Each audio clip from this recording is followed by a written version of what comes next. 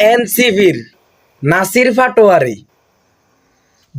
কি বলে বাংলাদেশে নাকি ধানের শীষ দলকে রাখবে না। আরে বেটা, বাংলাদেশে বড় দলে আছে দুইটা, এক হলো বিএমপি আর আরেকটা হলো আওয়ামী লীগ। এই দুইটা ছাড়া বাংলাদেশে আর কোনো দল আছে? এই বোকা কি বললো, তোর মা শেখ হাসিনাও তো ধানের শীষকে কখনো দৌড়াইতে পারে নাই, আর তুই কি দৌড়াইবি? যত চলেন আমরা ভিডিওটা দেখি কি বলতেছে। বিএনপি নামক দলটাকে বাংলাদেশ থেকে ইনশাল্লাহ আমরা নিশ্চিহ্ন করে দিব।